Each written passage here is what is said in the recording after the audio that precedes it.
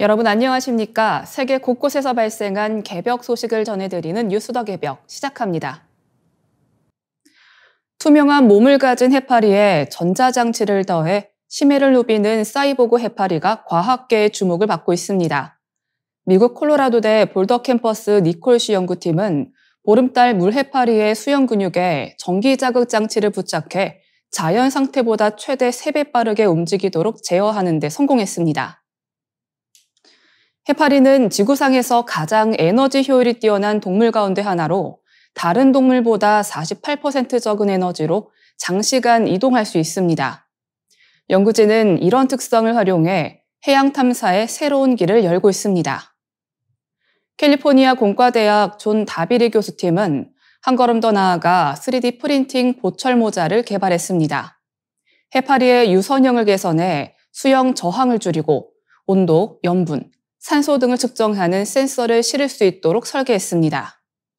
이를 통해 해파리는 자연보다 4.5배 빠른 속도로 헤엄치며 환경 데이터를 수집할 수 있습니다.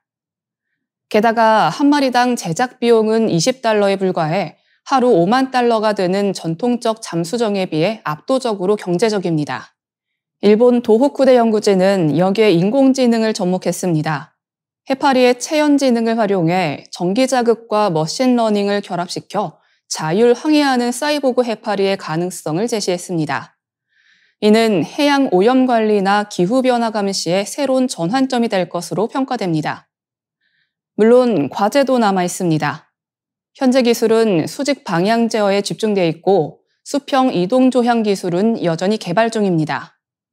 심해 고압을 견뎌야 하는 전자부품의 내구성 문제도 해결해야 합니다. 그러나 해파리의 자가동력원과 회복력을 활용한다면 이런 한계도 극복 가능하다는 전망이 나옵니다. 전 세계 바다의 약 80%는 아직 탐사되지 않았습니다. 사이보그 해파리는 저비용 저에너지 소비형 탐사 도구로 기존 장치가 접근하기 어려운 곳에서도 효율적이고 친환경적인 연구를 가능하게 합니다. 기후변화로 인한 해양 온난화와 산성화 감시, 새로운 생명체와 자원 발견, 해양 생태계 보존에 큰 기여를 할 것으로 기대됩니다. 구글이 내세웠던 넷제로 공약이 사실상 후퇴했습니다. 2020년 9월 2030년까지 탄소 배출량을 0으로 만들겠다고 선언했던 구글은 올해 7월 자사 지속가능성 웹페이지에서 넷제로라는 표현을 삭제했습니다. 해당 항목도 통째로 사라졌고 페이지 명칭은 지속가능한 운영에서 단순히 우리의 운영으로 바뀌었습니다. 남은 것은 깨끗한 에너지원으로의 전환을 가속해왔다는 원론적 설명뿐입니다. 이 같은 후퇴 배경에는 인공지능 경쟁이 있습니다. 구글 제미나이 같은 초거대 언어 모델은 학습과 운영 과정에서 막대한 전력과 물을 소모합니다. 구글의 지난해 전력 사용량은 32.18TWh로 전년 대비 27% 증가해 덴마크 전체 전력 소비와 맞먹는 수준입니다. 이산화탄소 배출량도 2020년 대비 70% 넘게 늘어난 1,519만 톤을 기록했습니다. 구글은 보고서에서 AI 전력 수요가 비선형적으로 늘어나 예측이 어렵고 기후 목표 달성이 더욱 복잡해졌다고 인정했습니다. 마이크로소프트도 사정은 다르지 않습니다. 2020년 탄소 배출보다 더 많은 탄소를 제거하겠다는 탄소 네거티브를 선언했지만 실제 배출량은 23% 증가했고 에너지 사용량은 168% 폭증했습니다. 회사 측은 AI와 클라우드 확장이 주요 원인이라며 목표 달성을 단거리 경주가 아닌 마라톤에 비유했습니다. 문제는 빅테크들이 초기에는 친환경 선도자 이미지를 강조하며 기업의 신뢰를 쌓았지만 AI 경쟁이 본격화하자 가장 먼저 환경을 뒤로 미루었다는 점입니다. 업계에서는 이를 전형적인 그린워싱이라고 비판합니다. 환경을 앞세워 브랜드 가치를 높이다가 정작 에너지와 자원 사용이 폭증하자 목표를 후퇴시킨 모습이 드러났다는 것입니다. 한 업계 관계자는 AI가 결국 빅테크가 걸쳐온 위장 친환경의 포장지를 벗겨내고 있다고 꼬집었습니다. 비영리 연구기관 뉴클라이민 연구소도 이제는 목표를 달성하겠다는 확신에서 언젠가 도달할 것이라는 모호한 이야기로 바뀌었다며 방향 상실을 지적했습니다. 구글 오픈 AI, 미스트랄 등은 질문 한 건당 전력이나 물 사용량만 공개하며 투명성을 강조하지만 하루 총 소비량은 감춘 상태입니다. 이는 대규모 에너지 소비를 드러내지 않으려는 의도라는 비판을 받습니다. 업계 전문가들은 데이터 센터 효율 개선과 재생에너지 확대가 진행되고 있지만 폭발적으로 늘어나는 AI 수요 앞에서 넷제로 목표는 사실상 달성 불가능할 것이라고 전망합니다. AI는 빅테크의 친환경 마케팅의 허상을 드러내며 기후위기 대응의 진정성을 묻는 거대한 시험대가 되고 있습니다. 미국 항공우주국 나사가 화성에서 생명체 흔적일 가능성이 있는 단서를 발견했다고 공식 발표했습니다. 이번 발견은 화성 탐사 로버 퍼시비어런스가 채취한 암석 샘플 사파이어 캐니언을 정밀 분석한 결과 드러난 것으로 나사는 지금까지 화성에서 확인된 것 가운데 가장 확실한 생명체 흔적일 수 있다고 평가했습니다. 이번 연구는 국제학술지 네이처에 게재돼 학계와 대중의 큰 관심을 끌고 있습니다.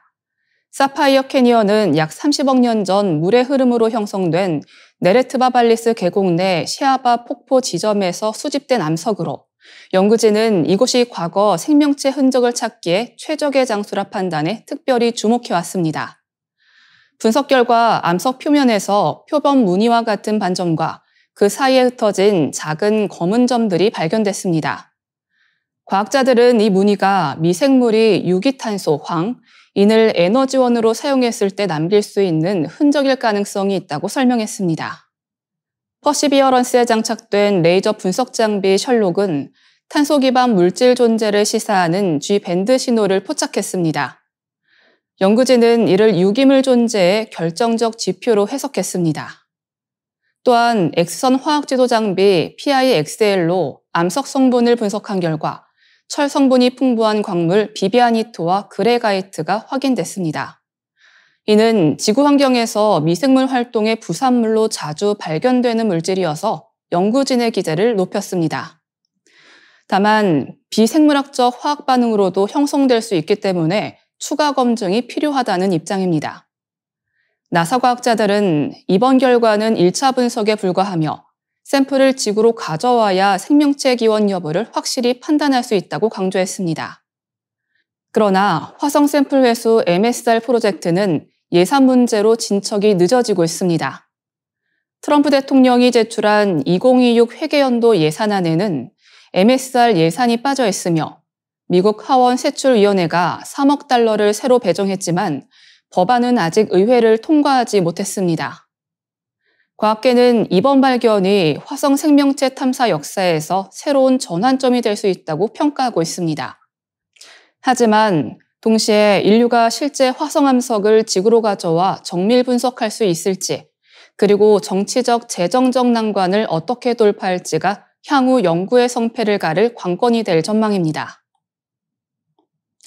1966년 천안문 광장에서 마오쩌둥이 붉은 마오 주석어록을 열광적으로 흔드는 홍위병을 바라보는 모습은 문화 대혁명의 상징으로 남아있습니다.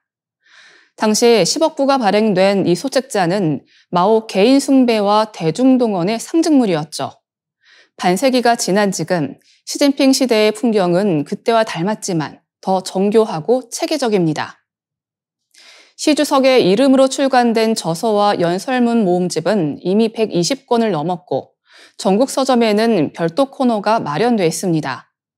당원은 매일 학습강국 앱으로 시진핑 사상을 학습해야 합니다. 1989년 천안문 시위 직후 집필된 저서 빈곤타파에는 시 주석 사상의 원형이 담겨 있습니다. 그는 민주화를 법제에 기초해야 한다며 문혁의 대중민주를 혼란과 무질서의 표본으로 규정했습니다. 이는 당이 인민의 요구를 제도화해 이익을 실현해야 한다는 확고한 인식으로 이어졌습니다. 마오쩌둥이 문혁에서 대중을 앞세워 당 관료제를 흔들었다면 시진핑은 오히려 문혁의 혼란을 교훈 삼아 당의 통제력을 극도로 강화했습니다. 당과 지도자의 잘못을 지적하는 이른바 역사 허무주의는 금지됐습니다. 그는 소련 붕괴가 이데올로기 혼란과 당 군대 이탈 때문이었다고 규정하며 장기 집권의 정당성을 역사 결의를 통해 제도화했습니다. 마오와 시진핑의 인민과는 차이가 크지만 모두 중국이 미국과 서구에 맞서 제3세계 글로벌 사우스를 이끌어야 한다는 인식은 같습니다. 마오가 동풍이 서풍을 이긴다고 했듯 시 주석은 동쪽은 떠오르고 서구는 쇠퇴한다고 말합니다. 지난 9월 3일 천안문 열병식에서도 그는 푸틴, 김정은 등 26개국 정상과 함께 미국 중심 질서에 도전하는 이미지를 과시했습니다. 최근 중국은 2차 세계대전에 대한 역사 해석도 바꾸고 있습니다. 기존 서방 중심의 승전서사를 벗어나 중국과 소련이 파시즘에 맞서 가장 큰 희생과 기여를 했다는 주장을 강화합니다. 이는 대만 문제로도 이어집니다. 중국은 카이로 선언과 포츠담 선언을 근거로 대만 반환을 강조하며 미국의 샌프란시스코 강화 조약 해석을 무력화하려 합니다. 열병식에서 새로 등장한 구호, 정의는 반드시 승리한다는 메시지는 명확합니다. 트럼프 행정부의 압박과 서구의 견제 속에서 중국이 정의의 세력임을 천명한 것입니다. 그러나 세계 여론이 이에 동의할지는 여전히 의문으로 남습니다. 이상으로 뉴스 더 개병 마치겠습니다. 시청해주신 여러분 감사합니다.